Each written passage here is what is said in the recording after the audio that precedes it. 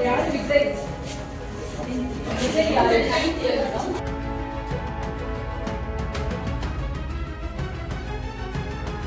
நாளைக்காவது வந்து எங்க ஸ்கூலுக்கு வாங்க. மழைக்காக காத்திருக்கும் பைத்தரை போல உங்கள் வருகைக்காக காத்திருக்கிறோம்.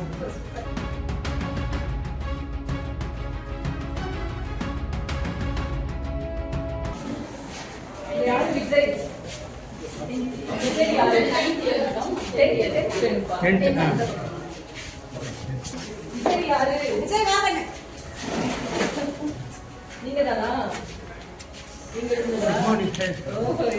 வணக்கம் சொல்லுங்க. வணக்கம் மேடம். வணக்கம் மேடம்.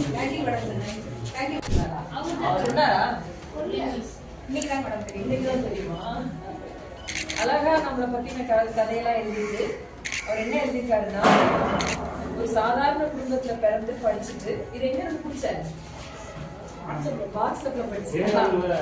குரூப் 1 தேர்வுக்கு தயார்படுத்தி தெய்வத்தால் ஆகாதேனும் முயற்சிதான் தெய்வத்தை கூலி தரும்னு அழகா எழுதியிருக்கான். இதை பத்தி ஃபுல்லா எழுதிட்டு ஒரு நாளைக்காவது வந்து எங்க ஸ்கூலுக்கு வாங்க. மழைக்காக காத்திருக்கும் பைத்தரை போல உங்கள் வருகைக்காக காத்திருக்கிறோம்.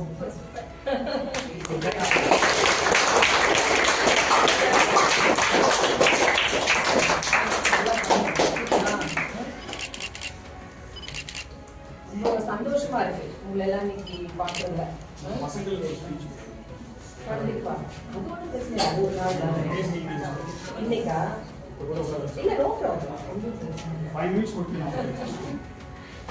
இல்ல இல்ல பாவம் அது படிக்கட்டும். இங்கே 10th கிளாஸ் தானே இங்கே அங்கே வர சொல்லுங்க. எத்தனை மணி நேரம் படித்தீர்கள், எத்தனை ஆண்டுகள் படித்தீர்கள், தேவை எந்த மொழியில் இருந்தீர்கள், வழியில் ஒரு தடையாக இருந்ததா, இதெல்லாம் கேட்குறீங்க. கிடையாது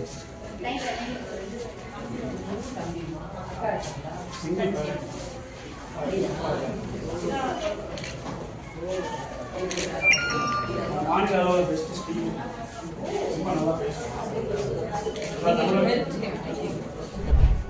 தமிழ் எழுதலாம், தாராளமா தமிழ் எழுதலாம். தமிழ் எழுதுனவங்க தான் நிறைய பாஸ் ஆகிருக்காங்க. எனக்கு டைரக்டா கிடைக்கல, ஐஏஎஸ் கிடைக்கல. நான் ஒரு 15 வருஷம் இப்போ குரூப் 1 இருந்துதான் இந்த வருஷம் நான் கலெக்டர் ஆகிருக்கேன். அதுக்கு முன்னாடி வரைக்கும் டெப்டி கலெக்டராக இருந்தேன். 15 வருஷமா தொடர்ந்து நம்ம தமிழ்நாடு சர்வீஸ்ல இருந்ததுனால வந்துருக்கேன். ஒருவேளை நேரடியாகவே நான் கிளியர் பண்ணியிருந்தேன்னா நான் நேரடியாகவே ஒரு ஐஏஎஸ் ஆகிருக்கலாம். நமக்கு அது தொடர்ந்து முயற்சி எடுக்கணும், தொடர்ந்து எழுதணும். நான் தான் சொல்றேன் இல்லையா, படிக்கிறதுங்கிறது மாணவன் படிச்சுட்டே இருக்கிறதுனால மட்டும் பரீட்சை பாஸ் பண்ண முடியாது, அறிவும் வளர்ந்துடாது. படிக்கிறதுக்கும் வேலை பார்க்கறதுக்கும் சம்மந்தமே கிடையாது. ஏன்னா இப்படி சொல்றாங்களே அப்படின்னு நினைக்காதீங்க. இன்ட்ரெஸ்டோட 1 மணி நேரம் படிச்சாலும் போதும். நான் ரொம்ப ஜாலியாக தான் படிப்பேன், ரொம்பலாம் அப்படியேலாம் படிச்சுட்டு இருக்க மாட்டேன். ரூமை கூட்டிட்டு அப்படிலாம் கிடையாது. நாளைக்கு ஒரு 4 மணி நேரம் கேஷுவலாக படிச்சுட்டு அப்புறம் நிறைய விளையாடுவேன், ஃப்ரெண்ட்ஸோட நிறைய டிஸ்கஸ் பண்ணுவேன். இதெல்லாம் நீங்கள் பண்ணலாம்.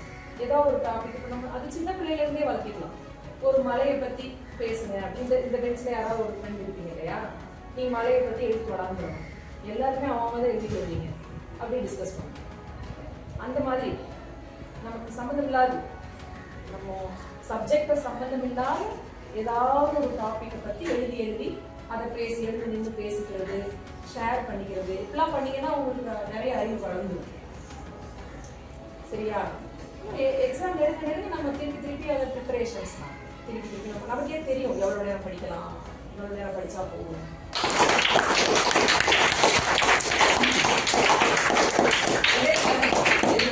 டிஸ்கஸ் பண்ணலாம் அப்போ.